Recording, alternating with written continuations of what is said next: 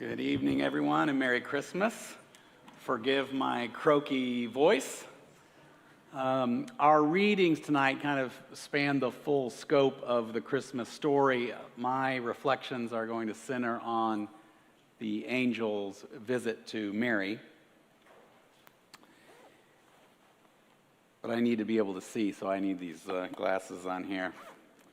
I don't know what your plans are for tonight, but if you need something inspiring or uplifting to read to get you into the Christmas spirit, I do not recommend grabbing a novel by Albert Camus. A couple of Camus' books that you might have heard of, The Stranger or The Plague, a couple of the better-known ones. I made a point of reading these novels during college, pretending to enjoy them, and secretly hoping that they would make me appear smart and cultured with it. Camus was a mid-20th century French journalist, novelist, philosopher, and political activist. His basic insight was that life often feels absurd. And when things feel absurd, it's kind of hard to figure out what a meaningful life would look like.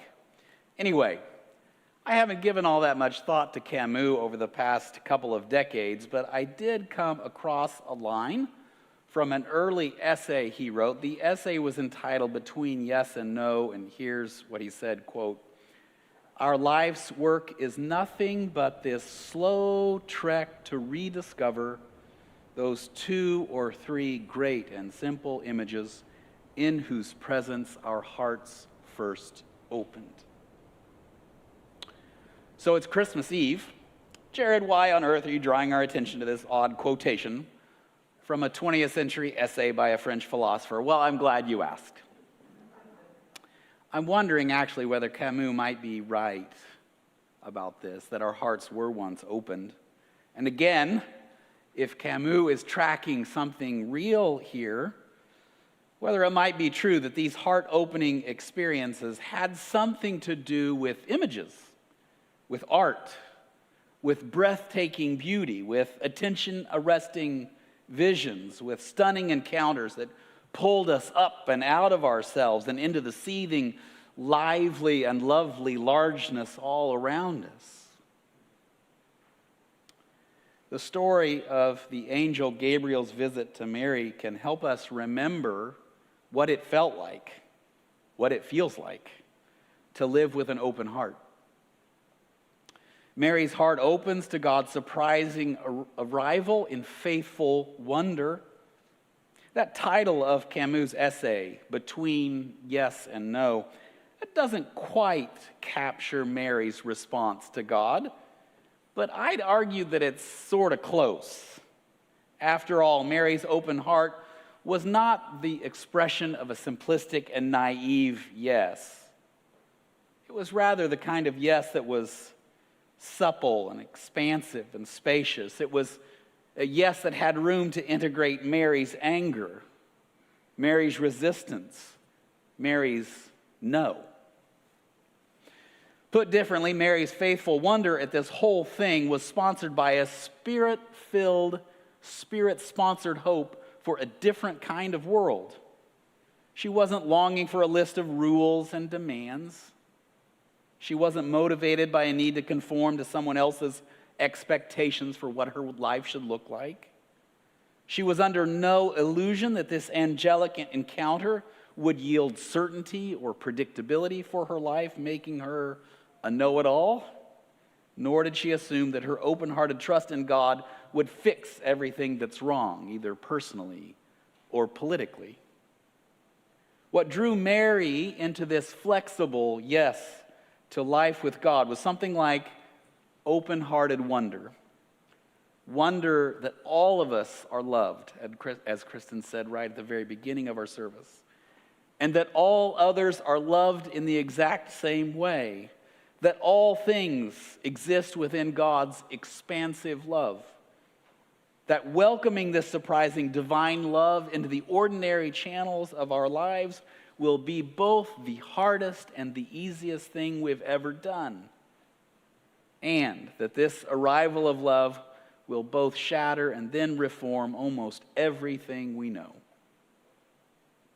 The angel Gabriel visits Mary with news that her body would bloom and blossom under the influence of God's Spirit, bearing a new human life, extraordinarily ordinary, remarkably unremarkable, a child that would bring to birth new hope against all the odds. And Mary's response to the angel was a faithful yes, but don't miss the firmness of Mary's questions and the sacredness of her doubt. She doesn't immediately agree to the angel's news. She doesn't say, well, of course, Lord. It's a no-brainer. I mean, who am I to ask questions? This all makes perfect sense to me. Not at all. Mary has the wherewithal and the wits to pause and to push back. She doesn't wilt into passivity, but summons the courage to engage the angel with firmness. And here's her question. How will this all happen, since I haven't had sexual relations with a man? In other words, how's this going to work? What you're saying to me doesn't make sense. I hear the promise, but I don't yet see how it can all be true. Mary's yes got its power from the way it integrated Mary's no. Mary could say yes to the arrival of God precisely because she refused to buy into some simplified or comfortable version of the story.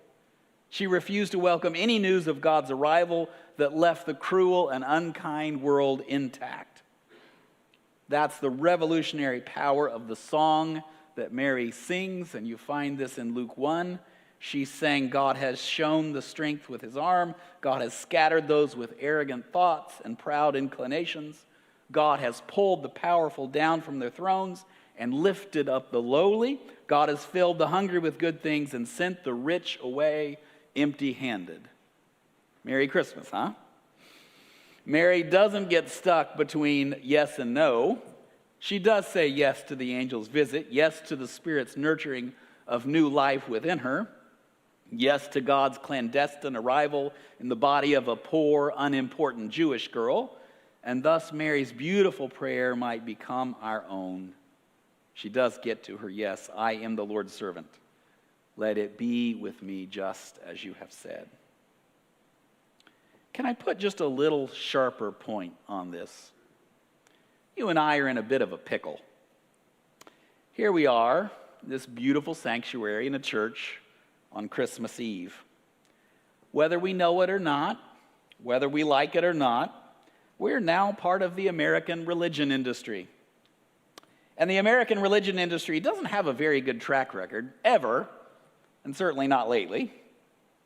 Mary sings of God righting wrongs, making straight everything that's crooked, ushering in a world of nonviolent peace and radical resource sharing, so amazing that she can imagine the end of poverty. Everyone has enough. Meanwhile, the American religion industry spends most of its time on nonsense, distraction, self-promotion, and self-protection. You can, of course, go to church with a heart and a life closed down.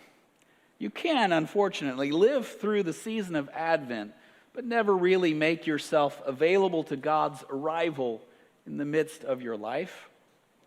But here and there, now and then, even predictable places like church, like this place, can become the site of an exciting new adventure, places where we gather to open our hearts again, in Camus' terms, both to God and to other people. What Mary knew is that you can't open your life to God without opening your life to the whole world, to absolutely everything and everyone.